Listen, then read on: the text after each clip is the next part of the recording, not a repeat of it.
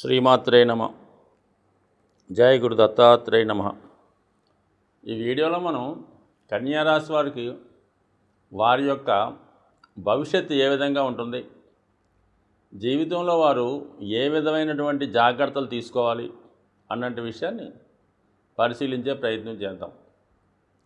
కన్యారాశి అంటే రాశుల్లోకెల్లా కన్యారాశి కొద్దిగా డిఫరెంట్గా ఉంటుందన్నమాట. అంటే సహజ రాశి చక్రంలో ఇది 6వ రాశి. సహజంగా శత్రు రోగ రుణాలకి సంబంధించినటువంటి భావం ఈ కన్యారాశి వారు. సో ఈ కన్యారాశిలో జన్మించిన వారు ఎక్కువగా సేవా భావాన్ని కలిగి ఉండి, సేవక లక్షణాలు కలిగి ఉండి ఎక్కువగా సర్వీస్ చేస్తూ ఉంటారు అన్నమాట. ఎవరో ఒకరికి సర్వీస్ చేయడం. అలాగే స్త్రీలైతే గృహంలో నిరంతరం ఏదో ఒక పని వీళ్ళ జాతకంలో ఉంటుందన్నమాట. అంటే పిల్లల్ని చదివించుకోవడం, వాళ్ళకి కావాల్సిన సదుపాయాలు సమకూర్చడం, భర్త గారికి సమకూర్చడం, అత్తమామని చూసుకోవడం, ఆ విధంగా ఉంటుంది. అదే మగవాడైతే ఏదో ఒక సాధారణ ఉద్యోగిగా రోజు 16 గంటలు పని చేయడం, ఏదో ఇంటికి వచ్చి ఏదో శ్రమ పడడం, ఈ విధంగా వీళ్ళ జీవితం సాగుతుంటుంది. అయితే ఎక్కువ శాతం కన్యారాశి వారు ఈ విధంగా సాధారణ స్థాయిలో వృత్తిపరంగానే వాళ్ళ జీవితాన్ని స్టార్ట్ చేయడం జరుగుతుంది. అయితే వీళ్ళు మంచి ఆలోచన, మంచి తెలివితేటలు కలిగి ఉండి వీరు ఏ సంస్థలో ఉద్యోగం చేస్తుంటే ఆ సంస్థ కంపల్సరీగా అభివృద్ధి చెందుతూ ఉంటుంది. వీళ్ళు ఎవరి దగ్గర సబార్డినేట్గా చేస్తూ ఉంటారో ఆ నాయకుడు కంపల్సరీగా జీవితంలో ఉన్నత స్థాయికి వస్తారు. సో ఆ విధంగా ఒకరిని పైకి వచ్చే లక్ష్యంతోనే వీళ్ళ జీవితం అంతా పనిచేస్తూ ఉంటారు. అంటే వీళ్ళు కింగ్ మేకర్స్ అన్నమాట. కింగ్ని తయారు చేయగలరు తప్ప కింగ్ కాలేకపోతుంటారు. అలాగే పేరెంట్స్గా ఉండి పిల్లల్ని బాగా చదివించి వాళ్ళని అభివృద్ధిలోకి తీసుకురావడం కూడా చేస్తుంటారు. సో వీళ్ళు మాత్రం అక్కడ ఉన్నట్టుగా జీవితం గడుపుతూ ఉంటారు. అదే వారికి సంతృప్తికరంగా ఉంటుంది. ఈ రాష్ట్రాధిపతిగా ఉన్నటువంటి బుధుడు దశమాధిపతిగా ఉండడం వల్ల ఒక విధంగా లగ్న కర్మస్థానాధిపతి బుధుడు చాలా సెన్సిటివ్ ప్లానెట్ అన్నమాట. ఏ గ్రహంతో కలిస్తే ఆ గ్రహం ఫలితం ఇస్తుంటాడు. ఎక్కువగా రవితో కలిసి ఉండడం ప్యారలల్గా జరుగుతుంటుంది. కాబట్టి ఎవరో ఒక నాయకుడి దగ్గర సబార్డినేట్గా ఉంటుంటారు, లేదా ఆ నాయకుడి సహకారంతో జీవితంలో పైకి వస్తారు. ఎక్కువగా విద్యా సంబంధించిన విషయాల్లోనే వీళ్ళు రాణించగలుగుతుంటారు అన్నమాట. అంటే వీళ్ళకి ఎట్టి పరిస్థితుల్లో కూడా వ్యాపారం అన్నది సూట్ అవ్వదు, కేవలం ఉద్యోగం చేసుకోవాలి. అలాగే స్వతంత్ర వృత్తి కొంతవరకు, వైద్య వృత్తి, ఎక్కువగా అకౌంట్స్ డిపార్ట్మెంటు, చార్టెడ్ అకౌంటెంటు, ఈ విధంగా నడుస్తుంటుంది. లేదంటే స్టోర్ కీపరు, అలాగే కిరాణా షాపులు, ఇలాగే డిపార్ట్మెంటల్ స్టోర్లు, లైబ్రరీను, బుక్స్, రీడింగు, ప్రింటింగ్ ప్రెస్సు.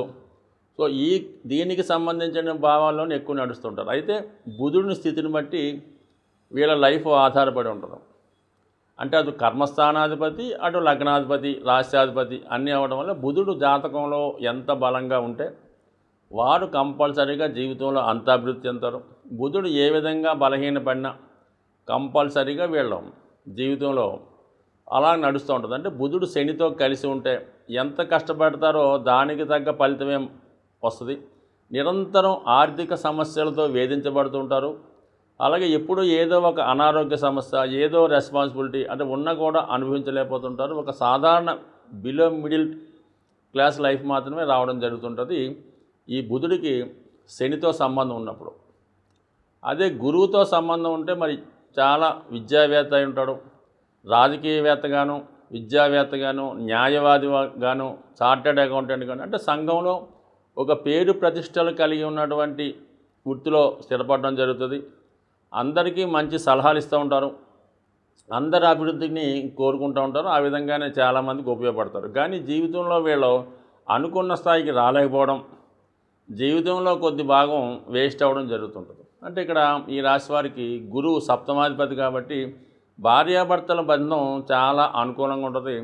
అలాగే జాతకుడు కన్నా అతని జీవిత భాగస్వామి చాలా ఉన్నత స్థాయి కుటుంబానికి చెంది ఉండి, చాలా సాంప్రదాయబద్ధంగా ఉండి, చాలా గౌరవనీయమైన కుటుంబం నుంచి వచ్చిన అమ్మాయి రావడం జరుగుతుంది. అయినప్పటికీ కూడా వివాహ జీవితం అంత సంతృప్తికరంగా ఉండదు. ఏదో ఒక కారణం వల్ల కొద్దిపాటి ఇబ్బందులు ఈ రాశి వారికి ఉంటాయి. సో దానికి కారణం శుక్రుడు ఈ రాశిలోని, అంటే వివాహకారకుడైనటువంటి శుక్రుడు కన్యారాశిలో నీచపడటం వల్ల సాధారణంగా కన్యా రాశి లేదా కన్యా లగ్న జాతకులు వివాహానికి సంబంధించినటువంటి సమస్యలు కంపల్సరీగా ఉంటాయి. అలాగే సప్తమ భావం కూడా సహజ వ్యయస్థానం గురుస్థానం అవటం వల్ల కామన్గా భార్యాభర్తల మధ్య ఎడబాటు లేదా వృత్తి కారణంగానో అధిక ఒత్తిడి వల్లనో ఎడబాటు రావడం జరుగుతుంటుంది. సో ఈ విధంగా మంచి తెలివైనటువంటి మంచి బిహేవియర్ కలిగినటువంటి భార్య వచ్చినప్పుడు కూడా జీవితంలో పెద్దగా వైవాహిక జీవితం సంబంధించినటువంటి మాధుర్యాన్ని అనుభవించలేకపోతుంటారు. నిరంతరం బాధ్యతలతో కుట్టుమిట్టాడుతుంటారు.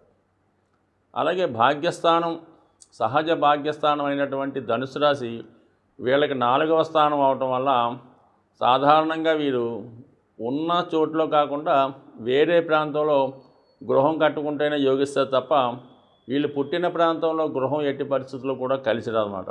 ఆ విధంగా దూర ప్రాంతంలో ఇల్లు కట్టుకుంటారు. ఆ గృహంలో చాలా బాగుంటుంది. వీళ్ళు ఎక్కడ గృహం కట్టుకున్నా ఖచ్చితంగా అందులో ఒక దైవ మందిరం ఉంటుంది.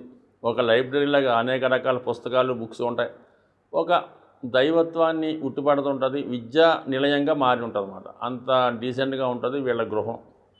నిరంతరం అంటే వీళ్ళ భార్యాభర్తలు ఇద్దరు ఉద్యోగస్తులు అవటం, అలాగే ఇద్దరు చదువుకొని ఉండడం, పిల్లలకు కూడా మంచి అభిలాష ఉండడం వల్ల ఈ విధంగా ఉంటుంటాం. ధన భాగ్యాధిపతి శుక్రుడు, అటువంటి శుక్రుడితో బుధుడు కలిసినప్పుడు అంటే ఎవరి ఈ కన్యా రాశి లేదా కన్యా లగ్నంలో జన్మించిన వారికి బుధుడు శుక్రుడితో కలిసి ఉంటే ఖచ్చితంగా వాళ్ళు అప్ టు పీజీ వరకు వెళ్తారు. నిరంతరం కొత్త విషయాలు తెలుసుకుంటారు. చదువుకున్న భార్య వస్తుంది. అలాగే వీళ్ళ యొక్క సంతానం కూడా చాలా తెలివైన వారుగా అభివృద్ధికరంగా ఉంటారు. అలాగే సంతానం కలిగిన తర్వాత వీళ్ళకి అభివృద్ధి రావడం జరుగుతుంది. ఒక స్త్రీ వల్ల చాలా చక్కని ఉపయోగం పొందుతారు. సో మొత్తం మీద ఒక చక్కని యోగం.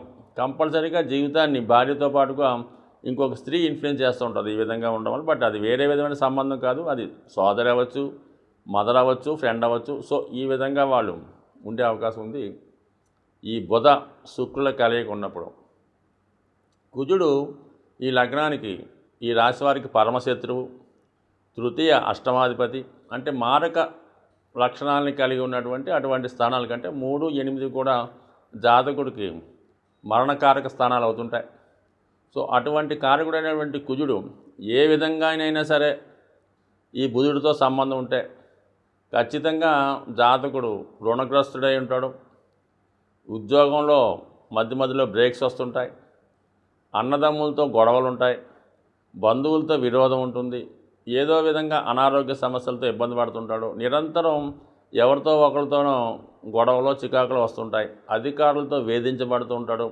అలాగే న్యాయ వ్యవస్థతో కానీ పోలీస్ డిపార్ట్మెంట్తో కానీ ఇబ్బందులు ఉండే అవకాశం ఉంది. సో ఏదైనా ఇది అంత మంచి కాంబినేషన్ కాదు. అయితే ఇదే కాంబినేషను కొంతమందికి న్యాయవాది వృత్తిలో రాణించడం, లిటిగేషన్ సంబంధించినటువంటి వృత్తుల్లో బాగా రాణించగలుగుతుంటారు. అయినప్పుడు కూడా జీవితంలో పెద్దగా సుఖపడలేకపోతుంటారు. ఈ విధంగా ఉంటుంది ఈ జాతకుడికి బుధుడు కుజుడితో కలిసినప్పుడు. మరి ఇంకా చంద్రుడు బుధుడు కలిసినప్పుడు ఒక విధంగా ఇది ఒక మంచి నైపుణ్యం కలిగి ఉన్నటువంటి, సమయస్ఫూర్తి కలిగి ఉండి, మంచి తెలివితేటలు, షార్ప్ మైండ్ కలిగి ఉన్నటువంటి ఆలోచనతో ముందుకు వెళ్తుంటారు. సో అలాగే ధనాన్ని చాలా బాగా రొటేషన్ చేస్తారు. కానీ ఆర్థికంగా ఖచ్చితంగా జీవితంలో మధ్య వయసులో దెబ్బతింటుంటారు. జీవితంలో ఒకరిని బాగా నమ్మి మొత్తం పోగొట్టుకొని చివరి జీవితంలో ఇబ్బంది పడుతుంటారు. సో ఏదైనప్పుడు కూడా ఈ కన్యా రాశి వారు పిల్లల్ని చదివించిన, ఎవరి దగ్గర వర్క్ చేసినా వాళ్ళ కోసం మాత్రం వాళ్ళు కంపల్సరీగా ఆలోచించుకోవాలి. చివరి జీవితంలో ఇబ్బంది పడకుండా తగు విధంగా వారు ఆ ఫ్యూచర్లో వీళ్ళకి సరైన విధంగా ధనం కానీ, ఏదైనా ఇబ్బంది లేకుండా సొంత గృహం కానీ, అలాగే ఏంటంటే నిరంతరం ఆదాయం వచ్చేలాగా వీళ్ళు సాధారణంగా 99% ఈ కన్యా రాశి కన్యా లగ్న జాతకులు లాస్ట్ జీవితంలో ఇబ్బంది పడుతుంటారు. అలాగే దగ్గర బంధువులు కానీ పిల్లలు కానీ అందరూ కూడా కొద్దిగా నెగ్లెక్ట్ చేస్తూ ఉంటారు సాధారణంగా. అందువల్ల తగు జాగ్రత్తగా ఉంటూ ఎవరిని నమ్మి మోసపోకుండా చాలా జాగ్రత్తగా వ్యవహరిస్తే జీవితాంతం కన్యా రాశి వారు జాగ్రత్తగా ఉంటారు. అంటే ముఖ్యంగా మనం ఈ రాశి వారు తీసుకోవాల్సిన జాగ్రత్త కోసం చెప్పాం కాబట్టి. అలాగే వీళ్ళు వృద్ధాప్యంలో ఎటువంటి ఇబ్బంది కలగకుండా ఉండాలంటే చివరి జీవితంలో వీరు కొంత ధనాన్ని, కొంత ఆస్తిని వీరి దగ్గర ఉంచుకోవడం మంచిది. లేదంటే మీ దగ్గర ఉన్నటువంటి ఆస్తి ధనం ఎవరో ఒకరు లాక్కొని మిమ్మల్ని ఇబ్బంది పెట్టే అవకాశం ఉంటుంది. కాబట్టి చాలా జాగ్రత్తగా వ్యవహరించండి. నిరంతరం ఈ కన్యా రాశి కన్యా లగ్నం వారు విష్ణు సహస్రనామ పారాయణ చేసుకోవడం వల్ల, విఘ్నేశ్వరుని అధికంగా పూజించుకోవడం వల్ల నిరంతరం ఎటువంటి అనారోగ్య సమస్యలు లేకుండా చాలా సంతోషంగా ఆనందంగా జీవితాన్ని గడుపుతారని ఆశిస్తూ స్వస్తి.